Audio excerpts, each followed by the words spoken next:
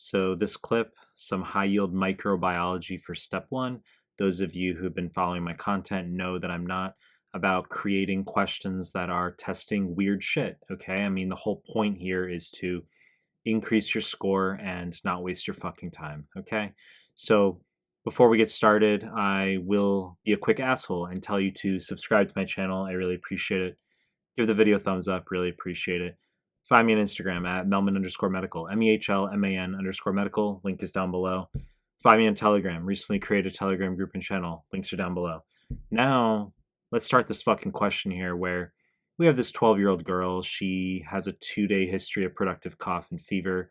And 2 weeks ago, she had a very bad cold, quote unquote, with associated muscle aches.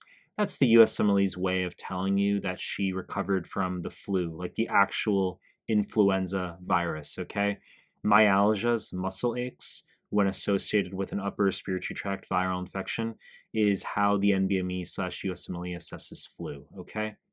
So your factoid, before we get into this gram stain, your factoid that you need to internalize for the moment is when a patient recovers from the actual influenza virus and goes on to get a secondary bacterial pneumonia, USMLE wants you to know that's Staph aureus. Now, is it mandatory that it's Staph aureus? No, of course not. In real life, it could be other things, but high yield for USMLE, it's Staph aureus, okay? And when we look at this gram stain here, this is, even if you say no idea what I'm fucking looking at, if you know that point already, you say, well, I've heard Staph aureus can cause bacterial superinfection and pneumonia following recovery from the flu.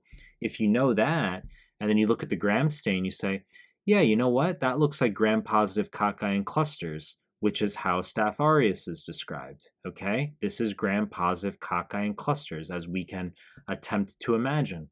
If this were strep pneumo, for example, we would expect gram-positive diplococci, okay? You'd see 2 dots next to each other, kind of all over the place. It's not going to look clusters like this. So this is Staph aureus. Now we're going to look at our answers. So choice A, growth in 6.5% NaCl, wrong fucking answer. This refers to enterococci, okay? Now, look, we could do an extended discussion about every fucking organism, but I'm going to try to stay concise here. Enterococci, growth in 6.5% NaCl. Strep bovis does not grow in 6.5% NaCl. Enterococci and strep bovis are both gamma hemolytic strep, okay? Gram-positive cocci, gamma hemolytic, which means they do not cause hemolysis and blood agar. Enterococci classically causes bacterial endocarditis following urogenital manipulation, such as TURP, transurethral resection of the prostate, or catheter insertions, okay? Moving forward, production of coagulase is our correct answer. That's Staph aureus. You need to know that Staph aureus can produce an enzyme called coagulase, all right, which will break down RBCs. It's actually beta hemolytic. It'll cause a clear zone of hemolysis on blood agar. Choice C, production of green zone on blood agar, wrong answer. This refers to alpha hemolysis, which is partial hemolysis. This refers to our strep pneumo, as well as strep viridans, which can further be broken down into strep mutans, mitis, sanguinis. A lot we can talk about, but the point is green zone is alpha hemolysis, whereas coagulase will be beta hemolysis, which is a clear zone. Sensitivity to bacitracin, wrong answer. This refers to strep pyogenes, okay, which is group A strep. That's part of beta hemolytic strep. Resistance to bacitracin is going to be strep agalactiae, which will be your neonatal infections classically.